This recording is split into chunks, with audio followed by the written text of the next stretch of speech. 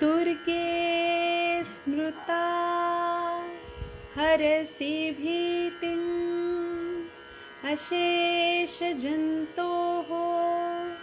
स्वस्थये स्मृता मतिमतीव शुभान् ददासि दारिद्र्यदुःखभय हारिणिका त्वदन्या सर्वोपकारकरणाय सदार्द्रचित्ता सर्वमङ्गलमाङ्गल्ये शिवे सर्वार्थसाधिके शरण्ये त्र्यम्बके गौरी नारायणि नमोऽस्तुते।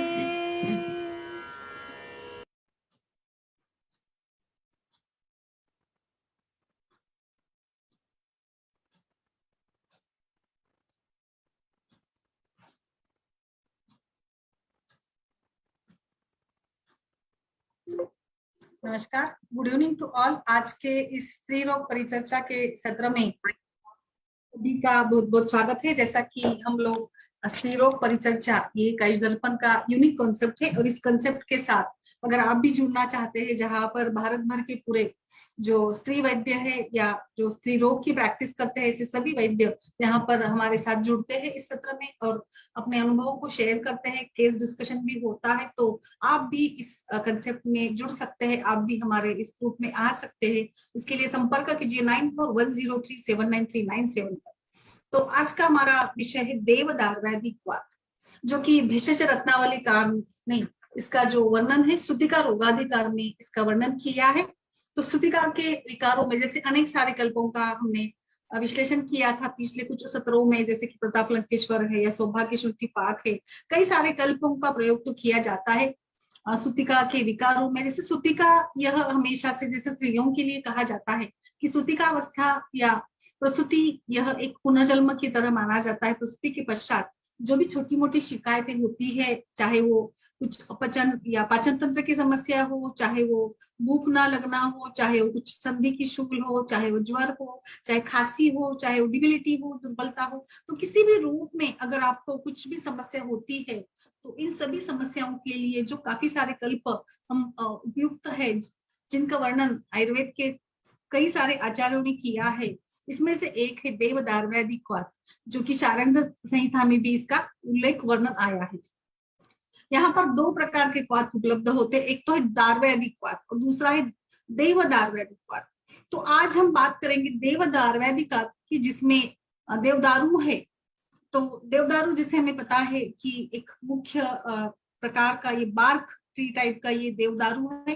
तो सबसे पहले जैसे हमेशा से हम देखते हैं कि जो मुख्य कंटेंट होता है उसके बारे में हम लोग थोड़ा विस्तार से चर्चा करते हैं और फिर आगे चलकर बाकी जो भी सारे कंटेंट्स है उसके बारे में हम पढ़ते हैं, उसके बारे में हम चर्चा करते हैं। तो देवदार वैदिक वात जो कि सुतिका रोगों में इसका वर्णन आया है, देवदारू के बारे में मैं थोड़ा सा बताना चाहूंगी, फिर आगे इसको कैसे बनाया जाता है इसके बारे में भी हम बात करेंगे। जैसे देवदार ट्री जो कि आयुर्वेद के कई सारी संहिताओं में या निघंटुओं में भी इसका वर्णन आया है, देवदारू का वर्णन आया है।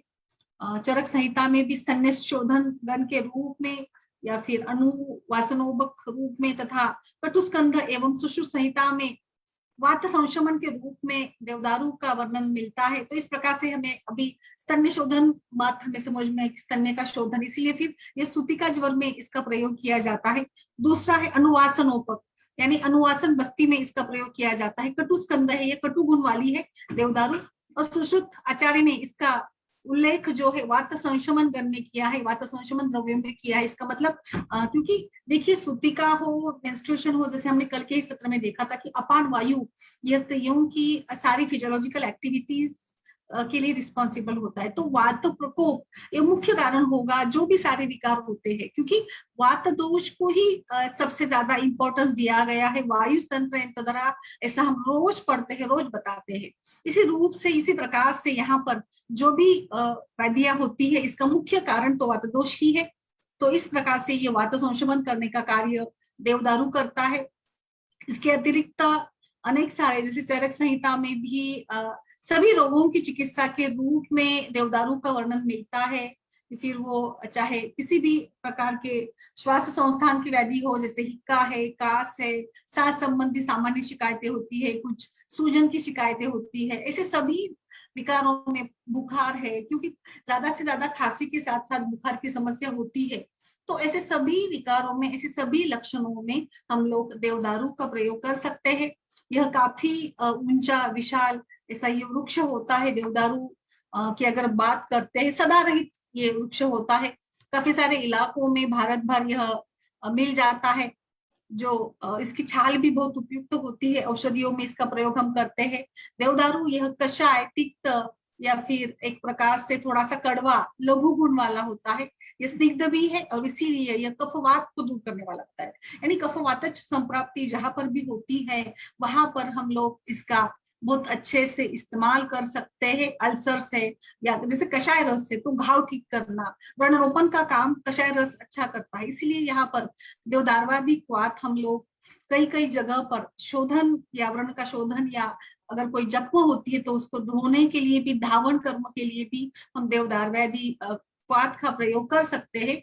तो इस प्रकार से इसका जो मुख्य कंटेंट है देवदारू, इसके बारे में थोड़ा सा हमने यहाँ पर पढ़ने का प्रयास किया है। जैसे ये हिमाचल प्रदेश जैसे कुछ जो पर्वत जैसे इलाके, पहाड़ी इलाके होते हैं, वहां पर इसको अधिक मात्रा में पाया जाता है। ज्यादा से ज्यादा श्वास तंत्र, फिर वो नासास्त्राव हो, नाक से खून बहना हो, इसमें भी, या फिर पीनस प्रतिशाय जैसे कुछ वैदियां है, गंडमाला जैसे वैदियां है, ऐसे सभी वैदियों में, कान के दर्द के लिए भी देवदार का प्रयोग किया जाता है। तो ऐसे सभी वैदियों में, खांसी के लिए, पेट की बीमारी के लिए, डायबिटीज में भी एक रिसर्च आर्टिकल मैंने पढ़ा था जिसमें डायबिटीज के ऊपर देवदार वैदिक क्वाथ का प्रयोग किया गया था। तो इस प्रकार से भी देवदारू का प्रयोग हम लोग कर सकते हैं। डायबिटीज के रुग्णों में भी इस काढ़े का प्रयोग करेंगे, क्योंकि ये कषाय रस वाला है और इसमें कफ और वात का शमन करने के गुण बताए गए हैं। गर्भाशय शूल के लिए भी देवदारू दिया जाता है, इसीलिए सूती का रोगाधिकार में इसका वर्णन आया, क्योंकि सूती का अवस्था में जैसे गर्भाशय से 9 महीने तक गर्भाशय में रहता है और उसके पश्चात गर्भाशय से मतलब बाहर आता है प्रसूति के समय में। तो इस प्रकार से पश्चात जो भी सारे वहां पर बदलाव आते हैं, इससे कभी कभी उदर दर्द या गर्भाशय में शूल होता है, तो उस समय पर हम देवदार या देवदार वैदिक क्वाथ का प्रयोग कर सकते हैं। इस प्रकार से अधिक मतलब समय ना लेते हुए देवदारू के बारे में थोड़ा सा कुछ मैंने बताने का प्रयास किया है। मुख्य बेसिकली कषाय रस प्रदान है और इस प्रकार से यह कुष्ठ, अल्सर्स या त्वचा विकारों में भी बहुत अच्छा काम करेगा। इसके साथ साथ यह वात और कफ शमन भी करता है। दूसरा, इस देवदार वैदिक क्वाथ का अगला जो कंटेंट है यहाँ पर, उसको हम लोग अभी आगे बाकी के जो भी कंटेंट्स है इसको मैं बताती हूँ। जैसे अगला कंटेंट है इसका वच। वच हमें पता है, वचा ये भी एक प्रकार से उष्ण तीक्ष्ण गुण वाली होती है। कूट है, इसमें पीपर है जो दीपन पाचन का कार्य करता है। शुंठी जो विश्व भेषज के रूप में मानी जाती है, तो शुंठी का प्रयोग करेंगे तो आम पाचन का कार्य होगा, ज्वर का नाश होगा, संधिशूल में काम आएगा, ये शुंठी प्रयोग करते हैं। चिरायता है इसमें, फिर इसमें कटफल भी है, इसमें मुस्ता नागर मोथा भी मिलाया गया है। जैसे नागर मोथा हमें पता है कि ये भी कषाय तिक्त रस वाला होता है, ये भी ज्वर का शमन करता है। एक श्रेष्ठ आयुर्वेद का द्रव्य बताया है मोथा। कटुकी है, इसमें धनिया है, धनिया भी बहुत ही अच्छे से स्त्री विकारों में अच्छे से काम करने वाला है, जैसे श्वेत प्रदर आदि समस्या में। हिरडा, हरितकी को पथ्या, जो कि हरितकी को एक प्रकार से दाई का महत्व या धात्री के रूप में माना जाता है। त्रिदोष का शमन करने वाला ये भी एक अच्छा द्रव्य है। जो चक्षुष है और कई सारे लाइक त्वचा विकार हो या फिर रसायन के रूप में भी हरितकी अच्छे से काम करती है। फिर इसमें गजपीपली भी है, अतीस है, कंटकारी है जो श्वसन संस्थान पे बहुत अच्छा काम करेगी। कंटकारी ये कफ का शमन करने वाली है।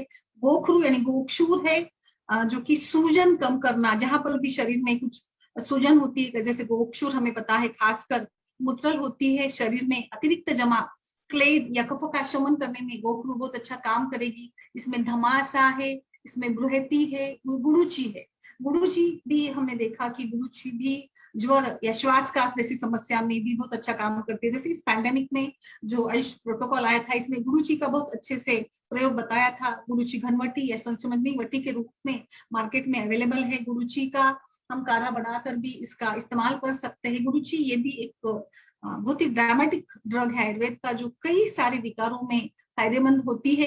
काकड़शिंगी है इसमें, फिर शाहजीरा है। इस प्रकार से ये सभी जो कंटेंट्स है, देवदारू से वच, कुट, पिपत, शुंठी, चिरायता, कटफल, मोथा, कटुकी, धनिया, हरितकी, गजपिंपरी, अतसी, गुरुची, बृहति, इन सभी को समान मात्रा में लेना है और इसका अच्छे से एक यवकूट चूर्ण बनाना है और इसको हम एक बोतल में इसको रख देंगे, चूर्ण बनाकर इसको बोतल में रख देंगे। अब इस यवकूट चूर्ण का हमें काढ़ा बनाना है, तो हम क्या करेंगे, जैसे हम लोग हमेशा से काढ़ा बनाता है, इसी प्रकार से 25 ग्राम से मात्रा में ये सभी चूर्ण हमें लेना है और फिर इसको 400 ml यानी 16 गुना जल में हमें इसको पकाना है। मंदाग्नि पर हम इसको पकाएंगे अच्छे से, ताकि अच्छे से जो भी सारा ये चूर्ण है अच्छे से पानी में घुल मिल जाए, इसके अच्छा सत्व इससे निकले, अच्छे गुण प्राप्त करने के लिए मंदाग्नि पर, जैसे हम हमें पता है कुछ भी व्यंजन घर में बनाना हो, कुछ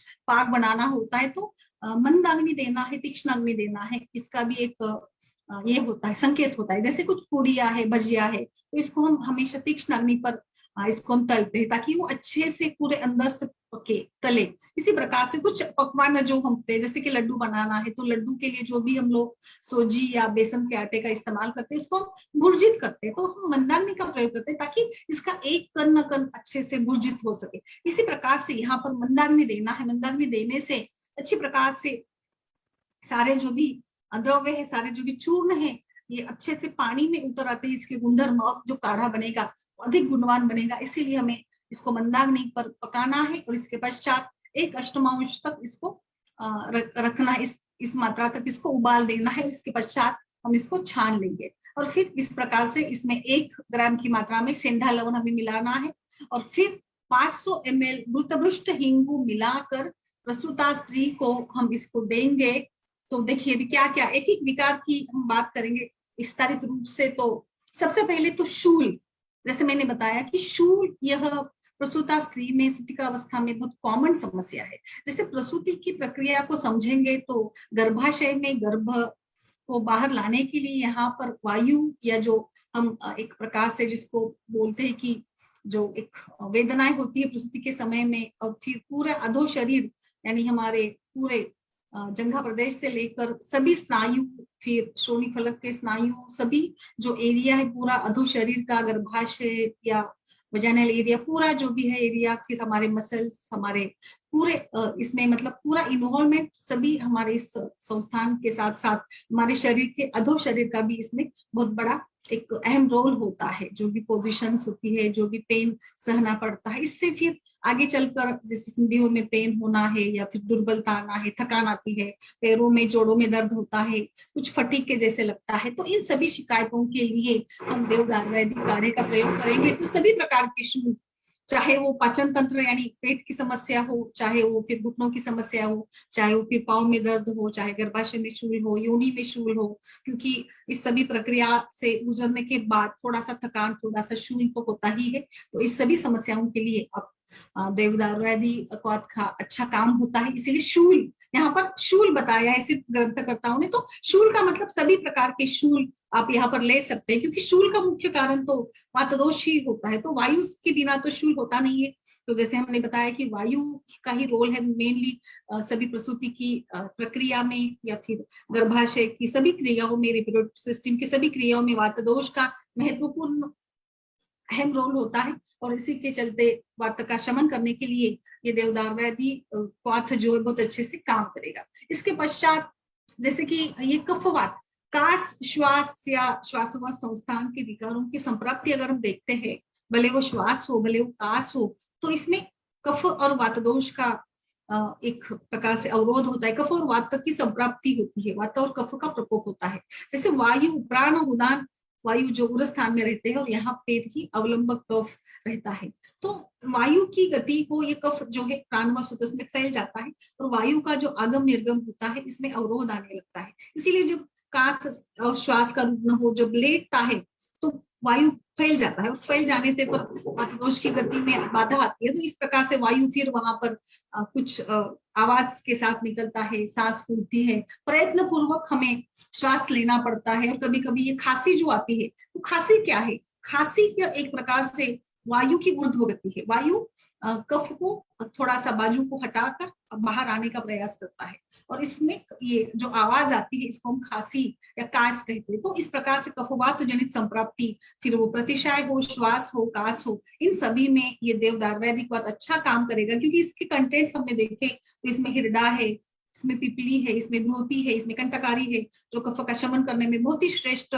सारे जो भी द्रव्य है इसमें हमने उपयोग में लाए हैं। तो इस प्रकार से ये कास श्वास दोनों समस्या के लिए बहुत अच्छा काम करेगा। तीसरा है ज्वर। सुतिका या प्रसूति के पश्चात थोड़ा सा जो एक प्रकार से थकान, अंगमर्द, बेचैनी जो लक्षण है, ज्वर भी आ जाता है, थोड़ा सा बारीक सा ज्वर रहता है एक 10-12 दिन तक, या कभी कभी किसी रुग्ण में नहीं भी होता है, बट बहुत ज्यादा मात्रा में देखते हैं हम लोग की ज्वर आता है, क्योंकि स्तन्य का स्राव भी होते रहता है। तो इस समस्या में स्तन्य अगर अधिक मात्रा में आता है और बच्चा पी नहीं पाता है तो भी थोड़ा सा ज्वर आता है, तो ये भी एक कारण होता है। एक अलग प्रक्रिया शरीर में शुरू होती है, स्तन्य का स्राव होता है। तो इस प्रकार से ज्वर की समस्या के लिए भी प्रताप लंकेश्वर जैसे कल्प है, हमने सौभाग्य शुंठी हम यूज कर सकते हैं। तो दशमूल अरिष्ट भी बहुत अच्छा है। तो दशमूल अरिष्ट और देवदार वैदिक वात, अब दोनों संयुक्त रूप से अगर प्रयोग में लाते हो तो बहुत इसका अच्छा फायदा आपको मिल सकता है। इसी के साथ साथ जैसे वायु के बिना शूल नहीं होता, तो शूल तो अलग अलग प्रकार के हैं, तो शीर शूल भी एक समस्या आम होती है, तो शीर शूल को भी कम करने के लिए ये बहुत अच्छा काम करेगा। पिपासा, दाह, तंद्रा, अतिसार, वमन, और इस प्रकार से ये सभी व्याधि और खासकर कफच सुतिका विकारों में इसका बहुत अच्छा परिणाम मिलता है। इसीलिए देवदार वैदिक वात यह प्रसूता स्त्रियों के लिए समस्त रोगों को नष्ट करने वाला बताया है। देखिए यहाँ पे छोटी छोटी समस्या जैसे हम बार बार बताते हैं, खांसी की समस्या, श्वास की समस्या तो हो गई, बट पाचन तंत्र की समस्या भी आम होती है, क्योंकि पाचन तंत्र की अग्निमंद हो जाता है कभी कभी, या फिर प्रसूति के पश्चात थोड़ा परहेज भी रखना पड़ता है, क्योंकि गर्भाशय या सभी ऑर्गन्स की इन्वॉल्वमेंट होती है पूरे 9 महीने के लिए, और बाद में भी जो सारी प्रक्रिया होती है, तो इसके दौरान भी अग्नि का मंद होना एक आम बात होती है। कभी कभी पेट में गैस बनता है, अफरा, खट्टे डकार का आना, और इसका ही परिवर्तन फिर अम्ल पित्त जैसे कुछ व्याधियों में हो सकता है। तो इन सभी समस्या के लिए यहाँ पर थोड़ा सा दीपन, थोड़ा सा पाचन करने वाले द्रव्यों का भी इस्तेमाल इस देवदार वैदिक वात में किया है। तो इन सभी समस्याओं के लिए आप इसका प्रयोग बहुत अच्छे से कर सकते हैं। जैसे मैंने पहले बताया कि ये खासकर जो कल्प है भाव प्रकाशकार ने इसका वर्णन किया है, भेषज रत्नावली में सूतिका रोगाधिकार में इसका वर्णन आया है। इसका जो मात्रा है हम लोग गर्म पानी या गुनगुने पानी के साथ इसका प्रयोग कर सकते हैं। और एक खास बात बताई है कि देवदार वैदिक वात जो है प्रसूता ज्वर में उत्तम है, और इसका केवल या बृहद कस्तूरी भैरव के अनुपान रूप में प्रयोग करें। तो बृहद कस्तूरी भैरव रस के साथ अगर अनुपान के रूप में या इसके साथ में आप देवदार वैदिक काढ़े का प्रयोग करते हैं तो बहुत अच्छा परिणाम मिलता है। आयुर्वेद सार संग्रह में भी इसी प्रकार से इसका वर्णन आया है, शारंधर संहिता में, जैसे मैंने बताया। तो इस प्रकार से तंद्रा, प्रलाप, जैसे ज्वर अगर आता है तो कुछ सूझता नहीं है, शरीर का उष्मा बढ़ जाता है, रुग्ण कभी कभी अधिक बोलता है, जैसे ज्वर में प्रलाप होना ये आम बात होती है। जैसे हमने देखा कि बच्चों में भी ज्वर अधिक मात्रा में बढ़ जाता है, 100 के ऊपर, 100 के ऊपर 102, 103 है, तो कुछ कंट्रोल नहीं, मतलब सेरिब्रम जो है वो कंट्रोल नहीं कर पाता है, तो प्रलाप ये भी लक्षण हम दिखता है, जो कि वात का एक लक्षण है, वात प्रकोप का लक्षण बताया जाता है प्रलाप। तो ऐसी तंद्रा, प्रलाप, कुछ ग्लानी होती है, रसधातु रसव स्रोतस की दृष्टि से ही ज्वर आता है, तो रस धातु बिगड़ता है, अग्निमान्य होता है, आम बनता है, आम से स्त्रोतरोध निर्माण होता है, और इस स्त्रोतरोध की वजह से शरीर में उष्मा संचित होता है कोष्ठ में, और इस प्रकार से तापमान बढ़ जाता है। तो ज्यादा से ज्यादा हमें क्या करना होता है कि जो कोष्ठ में अग्नि या उष्मा का अवरोध हुआ है उसको रिलीज करना, ये मुख्य चिकित्सा होती है। इसीलिए कोई भी कल्प, कोई भी टैबलेट हम लोग देते हैं तो तुरंत उष्मा बाहर रिलीज होता है, स्वेद के रूप में बाहर निकल जाता है, तो रुग्ण का तापमान नीचे आ जाता है। इस प्रकार से तंद्रा, प्रलाप, कुछ कुछ बोलने लगता है, कुछ कंट्रोल नहीं, कुछ सूझता नहीं है। तो क्योंकि मनुष्य, ह्यूमन बीइंग्स आर होम्योक्यूलियोथर्मोडायनेमिक्स, ह्यूमन शरीर या हमारी फिजियोलॉजिकली अगर हम देखेंगे तो मनुष्य शरीर एक विशिष्ट तापमान में काम करता है। इसके अधिक तापमान अगर हो जाता है तो हमारा शरीर काम नहीं करता, या अधिक कम तापमान भी हो जाए तो हमारे सेल्स, टिश्यूज के लिए भी सुटेबल नहीं हो जाता है। इसीलिए फिर अलग अलग लक्षण हमें दिखते हैं। इस प्रकार से इसमें हमने देखा, इसमें कुछ जो भी सारे कंटेंट्स है, वचा वगैरह जैसे कंटेंट्स इसमें है, जो कि हमारे मस्तिष्क के ऊपर भी काम करने वाले होते हैं। तो इस प्रकार से ये हमारे सभी संस्थान को कंट्रोल करने के लिए बहुत अच्छा बताया है। तो प्रसव के दिन में ही देवदार वैदिक वात और दशमूलारिष्ट अगर आप देते हो तो प्रायः शुद्धिता रोग नहीं होते हैं। तो इसका मतलब बहुत बार पूछते हैं हमारे सभी वैद्य कि कब इसको स्टार्ट करना है, कब इसको प्रयोग में लाना है। तो आप मतलब प्रसूति होने के पश्चात तुरंत आप दशमूलारिष्ट और देवदार वैदिक काढ़ा दोनों का प्रयोग आप कर सकते हो। इसके लिए आपको रुकने की जरूरत नहीं है। छोटी मोटी कुछ समस्या हो या कुछ ज्यादा तकलीफ भी अगर स्त्री को नहीं होती है तो भी आप इसका इस्तेमाल कर सकते हो। इसके लिए खास कुछ निर्देश की जरूरत नहीं है। जैसे हमने बार बार देखा कि हर घर में जहाँ प्रसूति होती है वहां पर दशमूलारिष्ट तो घर में होता ही है। इसी के साथ साथ अगर आप देवदार वैदिक काढ़े का भी प्रयोग करते हैं तो बहुत अच्छा परिणाम आपको प्राप्त होता है। तो इस प्रकार से आप उसी दिन से इसका इस्तेमाल कर सकते हैं, ताकि ये अगर आप दशमूलारिष्ट देते हैं तो पानी में समान मात्रा में इसको मिलाकर आप इसका प्रयोग करेंगे तो ज्यादा बेहतर होगा। तो आगे आने वाली अजीर्ण, खांसी, श्वास, कुछ भी समस्या, जो छोटी मोटी समस्या प्रसूता स्त्री में हम लोग देखते हैं, ये आपको नहीं दिखेगी। तो इस प्रकार से उसी दिन से आप इसका इस्तेमाल कर सकते हो। कोई भी respiratory symptom, abdominal colic pen हो, डिजीनेस, कुछ सुस्ती आती है, कुछ सूझता नहीं है, एक परिवर्तन सा आ जाता है जिंदगी में, कभी कभी सिर में दर्द होने लगता है, कुछ बड़बड़ इरिलीवेंट टॉक होता है, स्त्री के शरीर में दिखता है हमें, कभी कभी बहुत ज्यादा जलन के जैसे भी कुछ लक्षण दिखते हैं, अतिसार भी होता है, तो फिर टायर्डनेस, थकान होती है, तो वोमिटिंग की भी समस्या होती है। तो ऐसे सभी समस्याओं के लिए आप इसको दे सकते हैं। और खासकर यह सूती का रोगाधिकार में आया है, इसीलिए इसका प्रयोग आप स्त्रियों में करेंगे तो आपको इसका ज्यादा लाभ मिल सकता है। आप इसको 2 से 3 महीने तक कंटिन्यू यूज में ला सकते हैं। इसका कोई वैसे साइड इफेक्ट नहीं है। आप 3 महीने तक इसको आराम से दे सकते हैं, इससे कुछ प्रॉब्लम नहीं होगा। जैसे मैंने बताया कि देवदारू जो है वो स्तन्य का शोधन करने वाला होता है, तो मतलब स्तन्य का सिक्रेशन बढ़ाने के लिए भी हमारा पूरा रसव स्रोत, क्योंकि रस धातु का ही उपधातु स्तन्य होता है।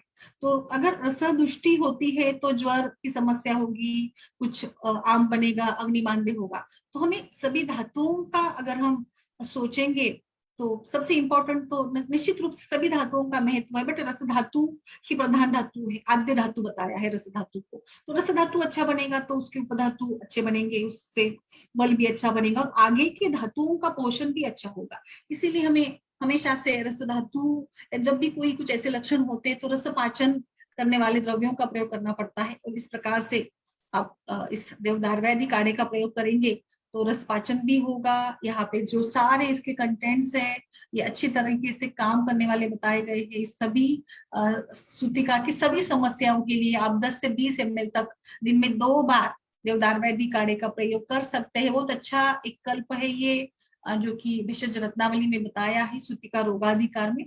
तो आप आराम से इसका प्रयोग कीजिए, छोटे मोटे कोई भी शिकायत के लिए आराम से इसको उसी दिन आप इसको स्टार्ट कर सकते हैं। इस प्रकार से एक छोटा सा ही ये कल्प है, बट निश्चित रूप से छोटी मोटी समस्या के लिए देवदार वैदिक काढ़े का प्रयोग आप कर सकते हैं। जैसे इसका जो मैंने देवदारू का बताया था, तो ये त्वचा विकारों में भी बहुत अच्छा लाभ देने वाला बताया है। तो त्वचा विकार, फिर कुष्ठ हो या फिर जैसे कि कोई छोटी मोटी व्रण की जैसी अगर बीमारी होती है तो इसमें धावन के लिए भी आप देवदार वैदिक काढ़े का प्रयोग कर सकते हैं और इंटरनली भी आप इसका प्रयोग कर सकते हैं।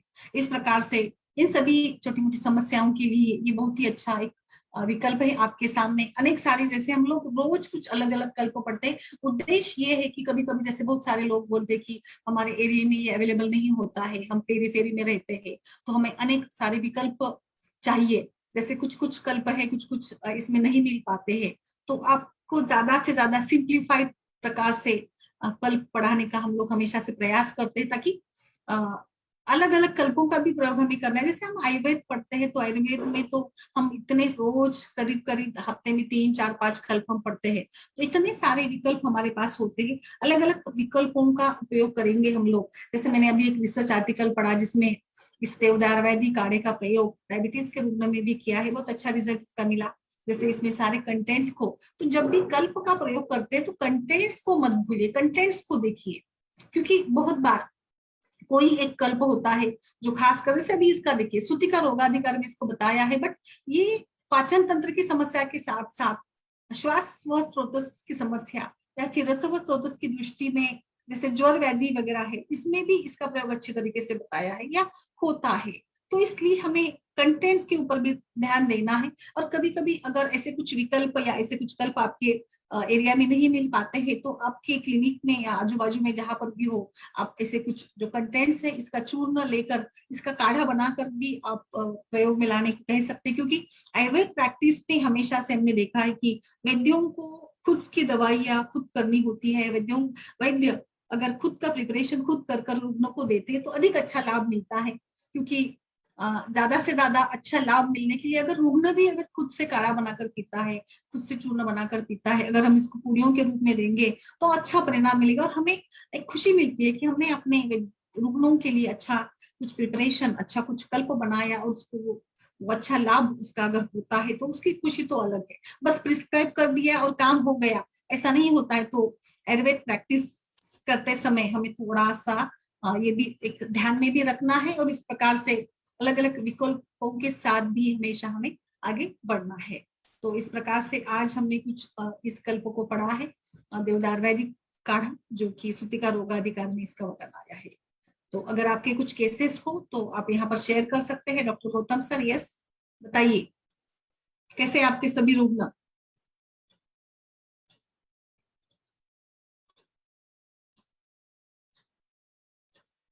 यस सर, अनम्यूट कर सकते हैं आप। नमस्कार मैम। नमस्कार मैम, बताइए कैसे है। अभी जब हम सभी पेशेंट फॉलोअप में आएंगे, जो हाइपोप्लास्टिक पेशेंट था यूट्रस वाला, उनको अब नेक्स्ट वीक से मैंने आपको बताया था वैसे ही स्टार्ट करेंगे ट्रीटमेंट। अभी तक ओपन पाचन चल रहा है और उसका मतलब पूरा दिनचर्या ठीक नहीं था, तो अभी टाइम से जगना, खाना पीना और सब कुछ हो गया है, भूख भी लग रहा है। तो बस की अच्छा, और वो मात्रा आपके कुछ इसकी भी केसेस थी ना, 2 3 केसेस थी ना। दो पेशेंट थे, वो फॉलोअप में नहीं आए, ऐसा हुआ। वो कुछ इसके लिए थे ना, मतलब इरेगुलर मेंसेस के केसेस थे ना। हाँ, एक श्वेत प्रदर का था। हाँ हाँ, हाँ। तो 17 ईयर फीमेल थे, तो वो फॉलोअप में नहीं आए। अच्छा अच्छा अच्छा अच्छा, ठीक है। और अभी कुछ केस है आपकी। अभी तो मतलब ये यहाँ पर तो अभी डेंगू और चिकनगुनिया काफी हाँ आ रहे हैं। सर, सभी जगह पे है। महाराष्ट्र में भी बहुत कहर है, महाराष्ट्र में भी बहुत सारे केसेस 1 1.5 महीने से डेंगू, टाइफाइड, मलेरिया, चिकनगुनिया। और ये थोड़ा सीजन चेंज हो गया ना, तो अभी ठंडी बड़ी है, तो ठंडे के दिनों में तो संधिवात या जो जोड़ों का दर्द है वो थोड़ा बढ़ ही जाता है। बिल्कुल, बताइए। और तो आपने घर के बाद जो का आज संधिशूल जो सब कुछ ज्यादा रहता है, तो वो भी मतलब एलोपैथिक से ठीक होने के बाद संधिशूल जो रहते हैं वो भी आते हैं अभी। हाँ, तो आपके पास आज जो आया था रुग्ण, उसको आपने दी दवा। वो कल गए थे, फिर मतलब उनको ऐसा विश्वास नहीं हुआ, तो वो एलोपैथिक मेडिसिन स्टार्ट कर दी और स्टीरॉइड सब कुछ स्टार्ट कर दिया, ऐसा हुआ। अच्छा अच्छा अच्छा अच्छा उनको लगा अच्छा। कि बढ़ जाएगा, फिर वापस मतलब उनको ट्रस्ट ही नहीं हुआ आयुर्वेद पर। हाँ, थोड़ा सा अभी कैसे इस अभी थोड़ा पैंडेमिक का भी थोड़ा डर है, ये सभी बातें, तो एकदम आयुर्वेद की तरफ टेम्परेचर, ज्वर के लिए आने वाले रूप में थोड़े कम होते हैं। फिर वो अगर ज्वर कम नहीं होता है तो लास्ट के स्टेज में आते हैं। बट अभी थोड़ा सा ये थोड़ा सा हमारे पास ये ड्रॉबैक हो सकता है, बट आप कन्विंस कीजिए। हाँ मैडम, मैं ट्राई करता हूँ, मतलब ओपीडी में तो, और जब वेटिंग रूम में जो बैठते हैं ना, उसमें से अगर क्योर हो गए पेशेंट, जब फॉलोअप में होता है ना, तो वो मान जाते हैं, ऐसा होता है, वो अंदर बात हाँ, यस करते हैं ना यस अपने आप से। हाँ यस यस, वो तो है, थोड़ा सा कन्विंस करना। ये भी हमारा एक पार्ट है, ट्रीटमेंट का ही पार्ट बन जाता है। क्योंकि होता है ऐसे कुछ साथ में, हमारे सभी के साथ ऐसे होता है?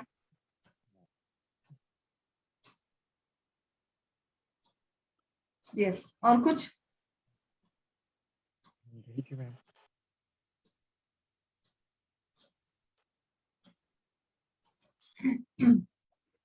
और एक शायद मुझे लगता है आपकी वो इसकी भी थे ना, थायराइड की भी थी ना केस एक आपकी?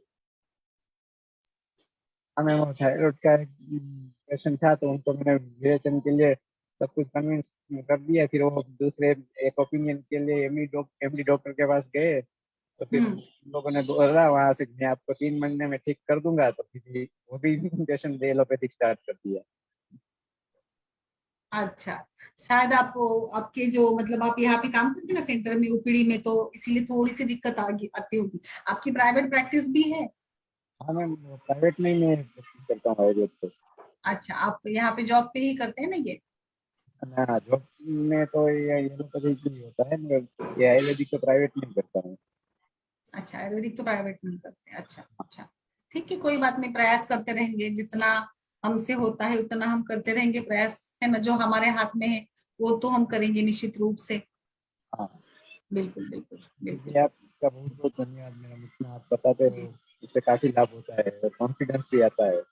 हाँ, बिल्कुल बिल्कुल बिल्कुल बिल्कुल, यही तो एक प्रयास है बस। और क्या है दूसरा, अभी आप तो सभी पढ़े लिखे हैं, आपको भी सब कुछ आता है, बट थोड़ा सा कैसे डिस्कशन करना और कुछ अनुभव होते हैं अपने भी, कुछ नया सीखने को मिलता है, थोड़ा रिवीजन हो जाता है।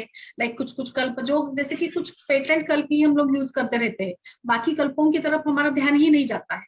तो ये भी एक हमारा प्रयास है कि जो भी सारे अलग अलग कल्प या विकल्प हमारे पास है उसको कैसे हम यूज कर सके। क्योंकि आया पेशेंट तो हर बार वही दे दिया, अम्ल पित्त है तो बस सूचे कर लिख दिया, विपत्ति कर लिख दिया, तो ऐसे नहीं होगा। तो इसके साथ साथ क्योंकि हमें ये भी देखना है ना कि प्रकृति देखनी है, वो ये देखना है उसका अलग अलग प्रकार से उसके कंटेंट्स क्या है, कोई किसको क्या लागू होता है, ये भी हमें देखना पड़ता है। जैसे हम अलग अलग, जैसे कि कोई भी अगर व्याधि होती है जैसे संधिवात, आमवात, तो 10 प्रकार के विकल्प हमारे पास है, तो इसमें से कौन सा कहाँ पे यूज करना। जैसे हम हमेशा से कहते हैं कि श्वेत प्रदर या योनि पद के लिए भी बहुत सारे विकल्प है, इतने सारे कल्प हम है, जैसे अशोकारिष्ट है, पत्रांगासव है, बोलबद्ध रस है, तो कौन सा यूज करेंगे, तो कभी ये दीजिए कभी वो दीजिए, तो अलग अलग एक ऑप्शन हमारे पास भी आ जाते हैं, और हमें रिजल्ट्स या डाटा भी हमारे पास इकट्ठा होने लगता है इस प्रकार से। जी जी मैम, वाइट रेंज हो जाती है तो फिर प्रैक्टिस में भी अच्छा रहता है, और हमें पता भी चलता है कि किसका क्या रिजल्ट किस कंडीशन में आता है, और हमें देखने के बाद मतलब वो कॉन्फिडेंस ज्यादा रहता है। बिल्कुल बिल्कुल बिल्कुल। और आपकी शायद अच्छी प्रैक्टिस भी है, मुझे लगता है आपके सारे बहुत अच्छे से केसेस भी चलते हैं। यस